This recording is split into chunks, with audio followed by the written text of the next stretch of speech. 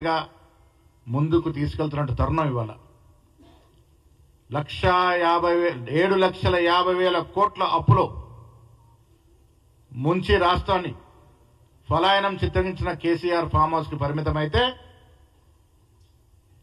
ఆనాడు తనకు తాను సూపర్ స్టార్ గా చెప్పుకునే ఇంగ్లీష్ హిందీ అనర్గళంగా మాట్లాడే సత్తా ఉందని చెప్పుకునే కేటీఆర్ ఐటీ పరిశ్రమల శాఖ మంత్రిగా ఈ రాష్ట్రానికి 10 ఏళ్లుగా మంత్రివర్గంలో ఉండి గొప్ప విభజనకర్త అని చెప్పుకునే కేసీఆర్ ముఖ్యమంత్రిగా ఉండి తెచ్చిన పెట్టుబడులు ఎంత అని ఒక్కసారి ఆలోచిస్తే తెలంగాణ ప్రజలకు తెలవాల్సింది 10 ఏళ్ల కాలంలో 10 ఏళ్ల బీఆర్ఎస్ ప్రభుత్వ హయాంలో రాష్ట్రానికి వచ్చిన పెట్టుబడులు 25,750 కోట్లు మాత్రమే. రాష్ట్ర ప్రజలు ఆలోచించాలి. ఎంత బాధాకరం విషయం అంటే 10 ఏళ్లలో వీరు తెచ్చిన పెట్టుబడుల సంఖ్య ప్రభుత్వం వద్ద లెక్కల సమాచారం ప్రకారం 2015 నుంచి 2019 వరకు 0 ఒక్క రూపాయి పెట్టుబడి రాలే. మీకు ఇస్తాం ఈ లెక్కలు. ఇంత గొప్పగా ప్రజాపాలన చేశామని చెప్పుకునే నాయకుడు ఆధ్వర్యంలో దాదాపు 5 ఏళ్లు ఈ రాష్ట్రానికి వచ్చిన విదేశీ పెట్టుబడులు 0 మాత్రమే. 2020లో 500 కోట్లు మాత్రమే. 2021 సునామీ మనకి కరోనా ఇదంతా ఉండింది కాబట్టి ఓకే. 2022లో వచ్చింది 4,250 కోట్లు మాత్రమే. 2023లో వచ్చింది 21,000 కోట్లు మాత్రమే. అన్నీ కలిపితే 25,750 కోట్లు మాత్రమే. ఘనమైన పాలన చేశామని చెప్పుకునే కేటీఆర్ నేను ఇవాళ ప్రజల ద్వారా మీ ద్వారా మీకు సవాల్ విసురుతా ఉన్నాను. మీరు ఎక్కడికంటే అక్కడికి ఎప్పుడంటే అప్పుడు చర్చకు సిద్ధము. మీరు 5 ఏళ్ల తెచ్చిన విదేశీ పెట్టుబడులు 25,750 కోట్లయితే మేము కేవలం 2 ఏళ్లలో పోయిన సంవత్సరం 40,232 కోట్లు ఆల్రెడీ 18 సంవత్సరాలు గ్రౌండ్ అయినాయి.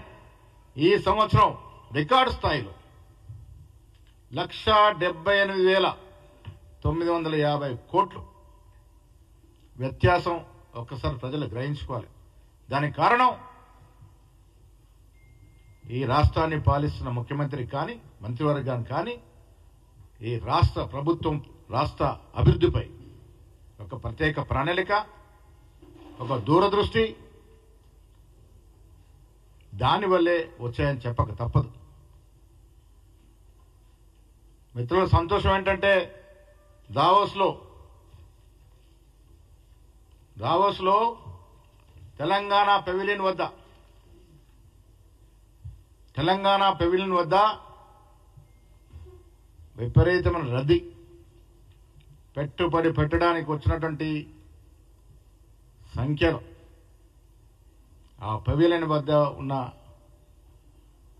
అట్టహాసము, ఆ ఉత్సాహం చూస్తూ ఉంటే రాష్ట్ర ప్రజలకి కాదు యావత్ ప్రపంచంలో ఉన్నటువంటి మేటి సంస్థలకి కొత్తగా ఏర్పడిన రాష్ట్ర కాంగ్రెస్ ప్రభుత్వం మీద తెలంగాణ రాష్ట్రం మీద నమ్మకం, పెట్టుబడులు పెడితే సఫలమవుతామన్నట్టు ఒక ఆశ. దాని కారణంగానే ముఖ్యంగా ప్రసిద్ధిగాంచిన IT, energy, solar, air space, మౌలిక సదుపాయాల కల్పన, ఫార్మా, హెల్త్ కేర్ రంగానికి చెందినటువంటి కంపెనీలు తెలంగాణకి పెట్టుబడులు పెట్టడానికి రావడాన్ని కాంగ్రెస్ పార్టీ స్వాగతిస్తూ ఉంది. తెలంగాణ రాష్ట్రం వైపు దావోస్కు వచ్చిన ఐటీ పెద్ద సంస్థలు చూస్తూ ఉన్నారు అంటే, పెట్టుబడులు పెడతా ఉన్నారంటే ఇది రానున్న రోజుల్లో తెలంగాణ రాష్ట్రంలో రియల్ ఎస్టేట్ కూడా భూమి వచ్చేటువంటి అవకాశాలు ఉన్నాయి. తెలంగాణలో ముఖ్యంగా హైదరాబాద్ ముఖ్యమంత్రి గారు దురదృష్టి తీసుకున్నటువంటి సంస్కరణలు కానీ, పెట్టుబడి విధానాలు కానీ, పెట్టుబడి వ్యవస్థను సరళీకృతం చేయడం, సింగిల్ విండోలో పర్మిషన్ రావడం, వారికి అవసరం మేరకు ప్రోత్సాహాలకు ఇవ్వడం, ఇది భూములు కానీ కరెంటు కానీ ఇతరత్ర సదుపాయాలని సకాలంలో కలగజేయడం వల్ల విదేశీ పెట్టుబడి సంస్థలకి నమ్మకం కుదిరింది. మీరు చూశారు, ఇంత పెద్ద ఎత్తున పెట్టుబడి తెలంగాణకి రాష్ట్రానికి వస్తుందంటే నేను మళ్ళీ చెప్తా ఉన్నాను, ఇది కాంగ్రెస్ పార్టీ తిరగాల్సిన ఒక చరిత్ర. కళ్ళుండి చూడలేని ప్రతిపక్షాలు ఒక్కసారి ఆత్మపరిశీలన చేసుకోవాలి. మీ పాలనలో ఏ రకంగా పాలన జరిగిందో ఒక్కసారి ఆత్మస్థుతి చేసుకోవాలి.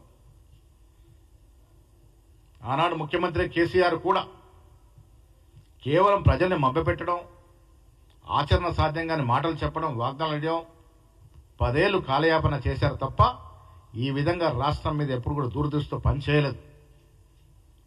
ఒక విజన్ లేకుండా పాలన చేశారు, శుద్ధిలేని సంసారం నడిపారు. దాని కారణంగా ఇబ్బడి ముబ్బడిగా తిరిగి కట్టే పరిస్థితి లేనప్పటికీ కూడా ఒక సరైన వ్యూహం లేకుండా రాష్ట్రానికి అప్పులు తీసుకొచ్చినారు. స్తోమత లేని అప్పులు తీసుకురావడం వల్ల ఇవాళ కాంగ్రెస్ ప్రభుత్వం నెలకి 6,500,000 కోట్ల వడ్డీ ఇన్స్టాల్మెంట్ కడుతూ ఉంది.